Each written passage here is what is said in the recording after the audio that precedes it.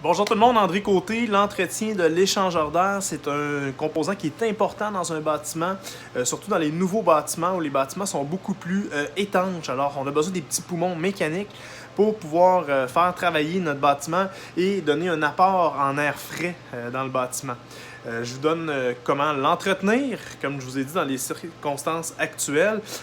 On vous fait des capsules, des points qu'on aurait aimé vous partager lors de votre inspection. Alors, on vous partage ces points-là via des capsules pour vous aider à mieux entretenir votre bâtiment. Il y a différents modèles d'échangeurs d'air. En général, il va y avoir des instructions sur l'échangeur d'air.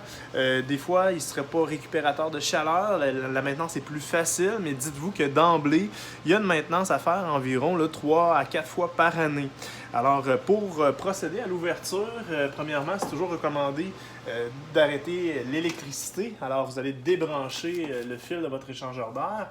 Généralement, vous allez avoir des clips là, à ouvrir. Dans le modèle qu'on a ici aujourd'hui, un modèle qui est récupérateur de chaleur, vous enlevez les clips là, sur le dessus, comme ça ici. Deuxième clips ici. Vous ramenez le panneau vers vous. Vous pouvez le retirer complètement, le panneau, ou encore le descendre complètement, comme ça ici. La majorité des cas, les consignes d'entretien sont inscrites directement là, sur le noyau de l'échangeur d'air.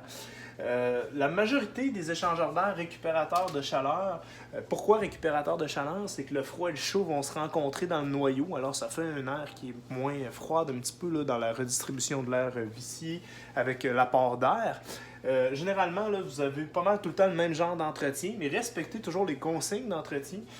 Vous enlevez, là, dans le cas ici, vous enlevez la petite tige. Vous pouvez dégager les filtres, il y en a 2 dans ce cas-là. Et vous allez voir là, les filtres là, qui sont quand même assez sales. On va les nettoyer 3 fois par année. On va les nettoyer dans l'eau avec du savon doux. On va le remettre dans l'appareil quand c'est sec. C'est important de s'assurer que ça soit sec.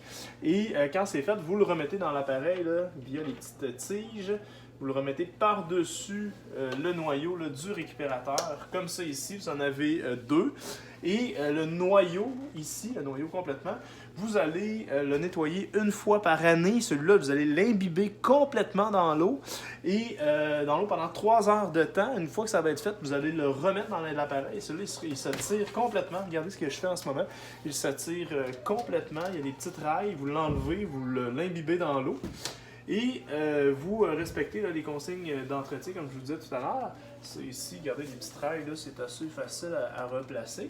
Ensuite, l'intérieur de l'appareil, vous le nettoyez en même temps là, que vous allez faire l'entretien de base. Et les conduits, vous allez les faire aux 3 à 5 ans. C'est une compagnie qui va se spécialiser à faire ça. Ça peut être utile des entreprises après sinistre là, qui vont procéder avec le nettoyage de l'intérieur des conduits. On recommande en fait que ça soit fait lorsque vous prenez possession d'une nouvelle maison. On recommence à neuf avec nos nouveaux conduits bien nettoyés. Vous pouvez faire la sécheuse en même temps, la hotte de cuisine. On recommence là, à neuf. Une fois que c'est fait, vous allez refermer le couvercle. Alors, on met nos petites clips ici. Ça ici. Comme ça. Ici. Et vous allez rebrancher là, tout simplement. Oh, j'ai mis le fil ici. Comme ça. Et vous allez rebrancher tout simplement là, l'appareil. Ce dernier va se mettre en marche. Sur votre interrupteur principal, vous allez vous programmer là, selon le modèle que vous avez, mais le but c'est de faire un apport d'air. Vous allez vous mettre généralement en mode minimum, et lorsque plus de personnes dans le bâtiment, on va le faire travailler plus fort, on va le mettre en mode maximum. Alors j'espère que le contenu de ma capsule vous a aidé à faire l'entretien là, de votre échangeur d'air. Ça me fera plaisir là, de faire d'autres capsules comme celle-ci pour vous aider. Bonne journée!